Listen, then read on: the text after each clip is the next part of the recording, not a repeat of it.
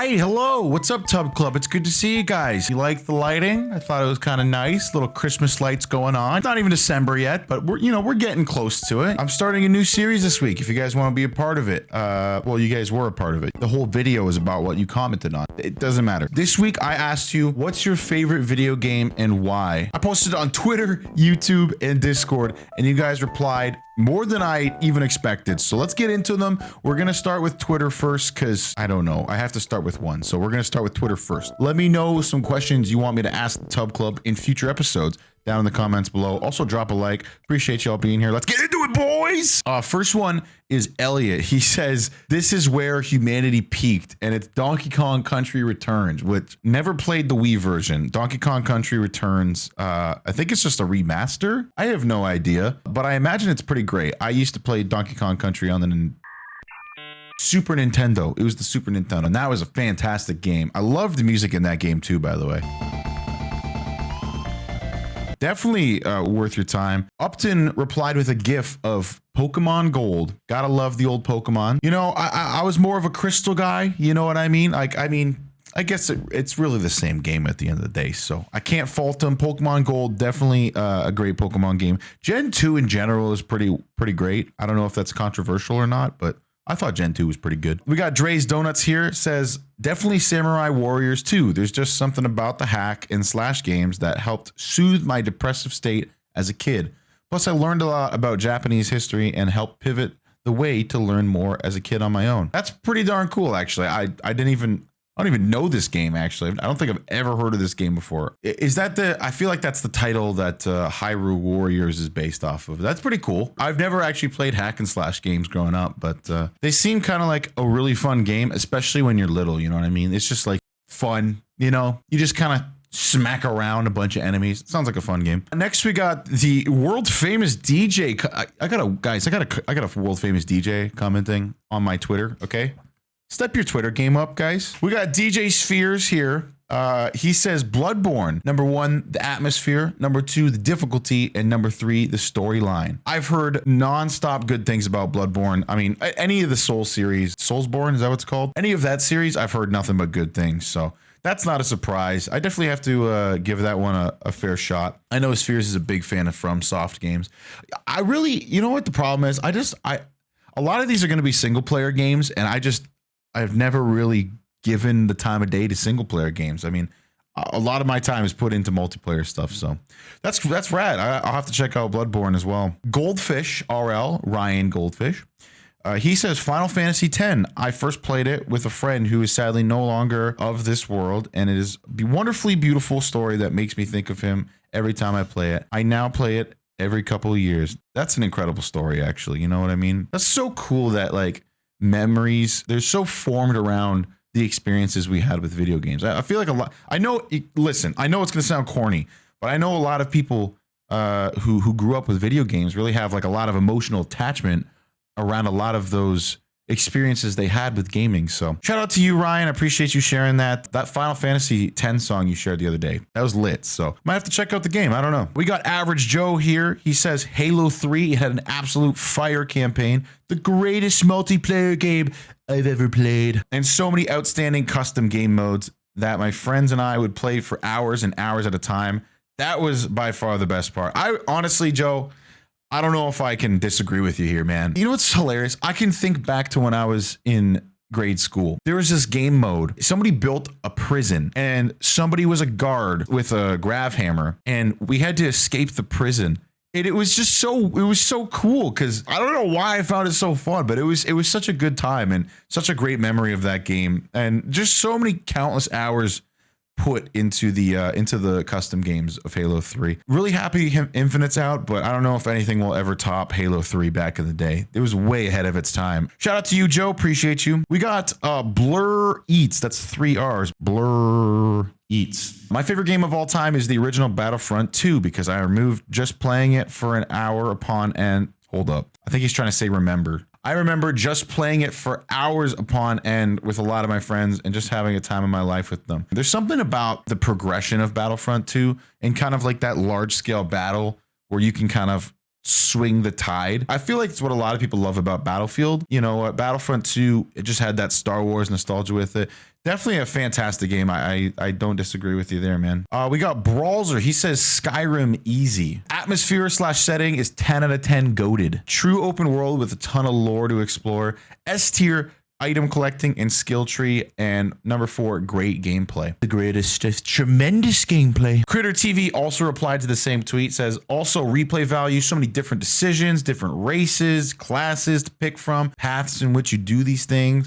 Dark Brotherhood, Thieves Guild, etc. And then Furnace, your second favorite F word, replies to Critter saying, Skyrim is still one of my favorite games of all time. That and the Borderlands series makes me so hyped for Play Wonderlands, given the meshing of the two games. A lot of people like Skyrim. There's a meme that goes around saying that Skyrim, you know, oh man, we got Skyrim on the toaster coming out next year. Skyrim on the fridge. They've released it a bunch of times, but that's why they've released it a bunch of times. It's such a good game that it transcends systems, you know what I mean? It's a lot like GTA 5 in that way, where it just keeps getting re-released. Well, it keeps getting re-released because people keep buying it because it's a great game. So I know it's against the Brotherhood, but I have never played Skyrim.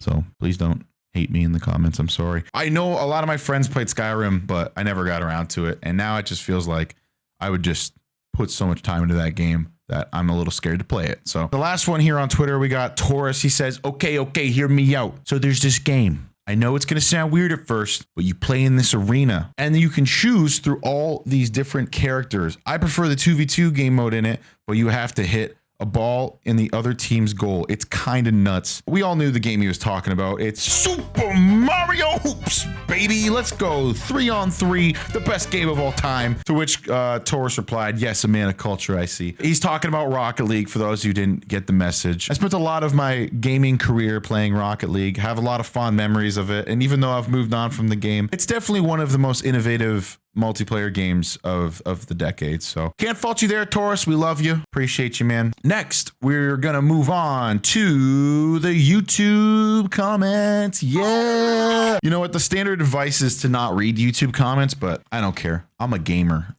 We've got one answer here from Respected Spice. He says, Fortnite, easily the most unique game to ever touch the earth and has changed the esports and gaming industry forever. Number 1, I don't know if I agree with. Number 2, I 100% agree with. I understand. I think Fortnite gets way too much grief. I think Fortnite's a fantastic game. I personally don't play it anymore because I find it's way too sweaty and I just can't compete with people like my friend Spice here. I really do think it is a very unique take on Battle Royale, and they really took innovation to another level. When you first heard they were having concerts in Fortnite, you're probably like, oh, that's a gimmick. They have like multi-million-dollar Grammy Award winning artists performing in Fortnite. Like it's not a joke. It's like its own metaverse, really. A lot of people will make fun of it saying it's a battle royale, but honestly, it is very, very much unique. I don't know if it's the most unique game to ever touch the earth, but you know, that's a little hyperbolic, I think that's the word. But the change the esports and gaming industry forever, that is 100% true. Every game has a battle pass now. Every game's going free to play.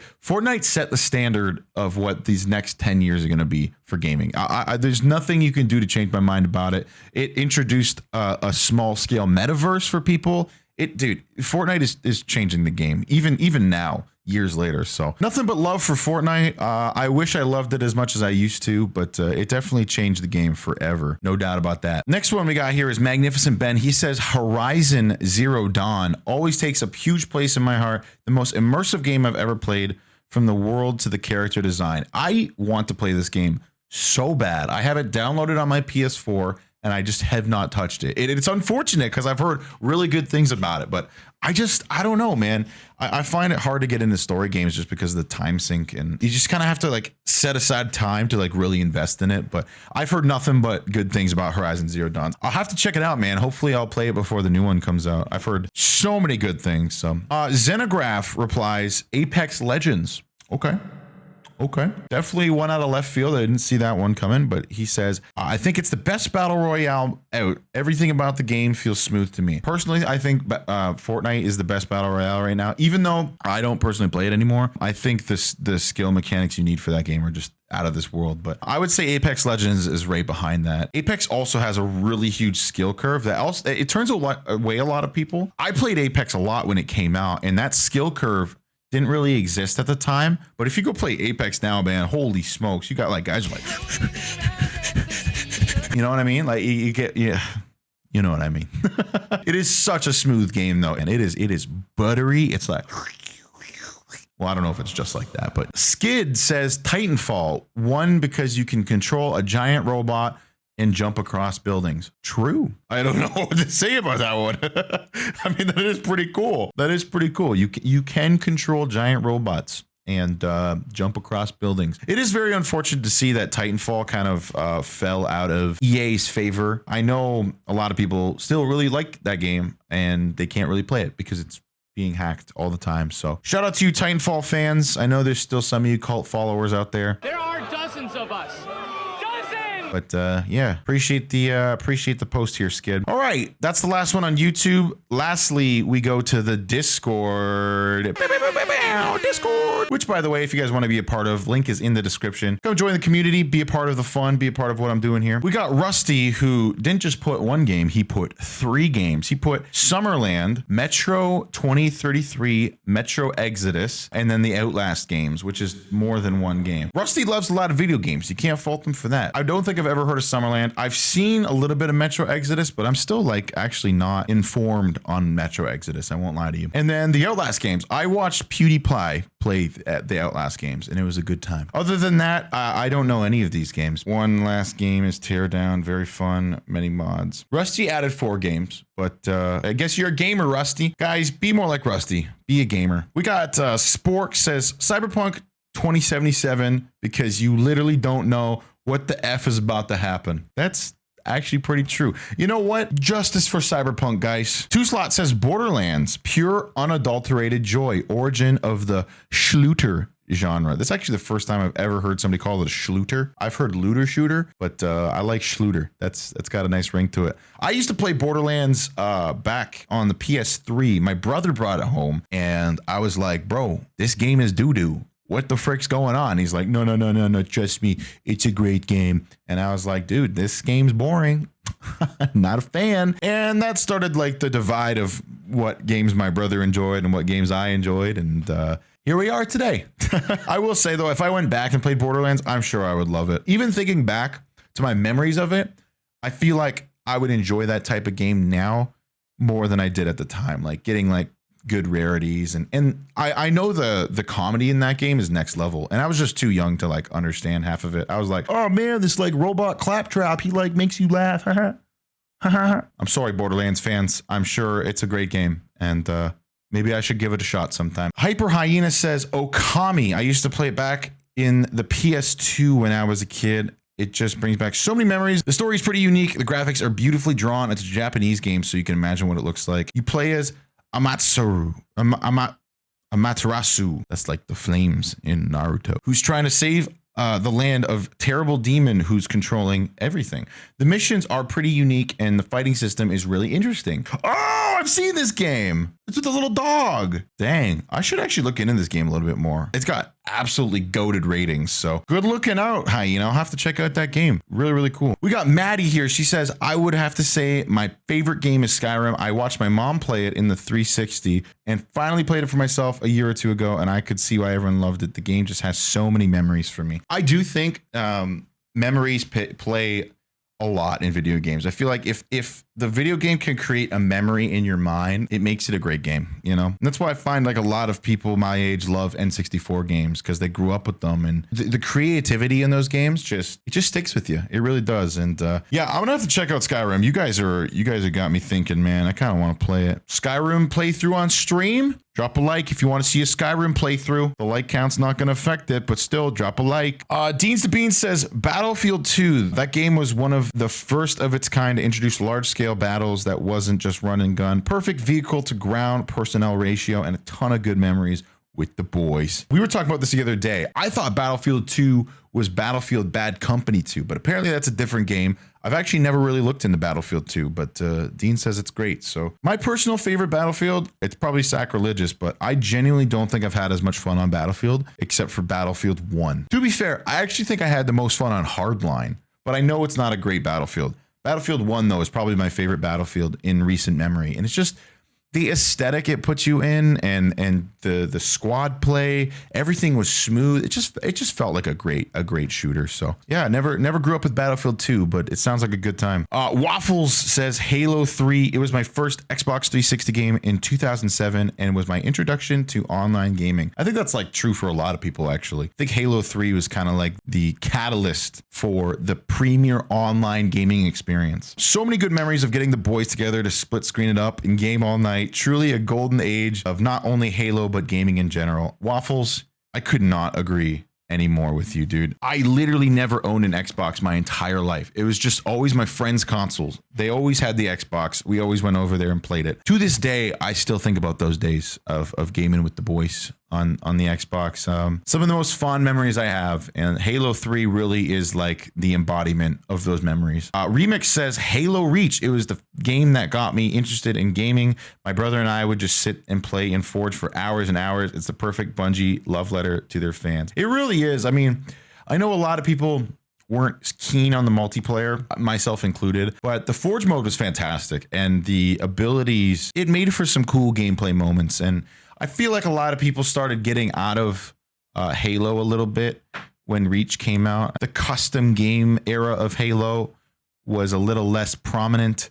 So I never really got to experience that, but I know a lot of people still did. And that's awesome. I feel like there's like a certain generation that Halo Reach, that was like their Halo 3, you know what I mean? Necro says Divinity Original Sin, hands down the best game I've played. Big D&D guy. It's just D&D on crack. So we were talking about this earlier, actually. It has a sick soundtrack, by the way. Definitely check out the soundtrack. It looked like a pretty fun game. It looked like a little bit of an RPG kind of thing going on. It seemed like a really fun game. I don't even know what you play it on. I think it's like a PS2 or something. Looked like a cool game, though. I was saying the soundtrack reminded me of The Witcher a little bit.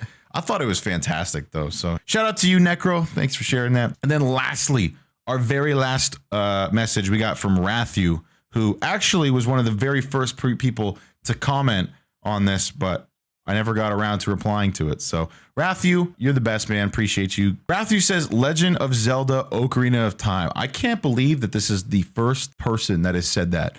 That's crazy to me. Was a childhood favorite of mine, but also just an overall good game. For the N64, the exploration was huge. So many great puzzles and moments that made me play it over and over. Hated the undead things, though. They gave me nightmares. You and I both, buddy. Dude, I can't even tell you how freaked out I was. You walk out of the Temple of Time, and all of a sudden there's like these mummies that are like, and then they suck on your face. They're like, you know what I mean? Not very inviting as a kid. I think you're the only person that put an N64 game in here, which is crazy to me. I feel like a lot of people my age would be into like old N64 games. But if I had to say what my favorite game was, I would say it was hands down Mario 64. And I don't think that'll ever change. And I'll tell you why. When I was a young kid, I remember playing Mario 64 in my basement, and the level design, the music, the colors, everything about that game was just so creatively innovative at the time. And even though I didn't realize how innovative it was, I understood how good of a game it was from a very early age. And it's funny because it like formed my creativity as a kid. And I know that sounds corny and like ridiculous, but straight up, for the longest time, I used to have this dream where I would be on top of the Bomb-Omb mountain and I would jump off and like fly with my wing cap. And then I'd eventually hit the ground and wake up. You know how people have these dreams where they jump off a mountain and then they wake up when they hit the ground? That was me, but the world was Mario. That's the creative influence that game had on my head. It's like that game taught me spatial awareness. I don't know, dude. I'm not a scientist, but I will say, truly, I don't know if anything will ever beat that game. Anyways, appreciate you guys. What kind of questions should I ask you guys? Let me know in the comments below. Maybe I'll pick one of yours and I'll give you credit. So thank you guys for being a part of What's Up Tub Club this week. I'm JJ. Take care. Have a great day or night. I don't know when you're watching this, but appreciate you. Take care.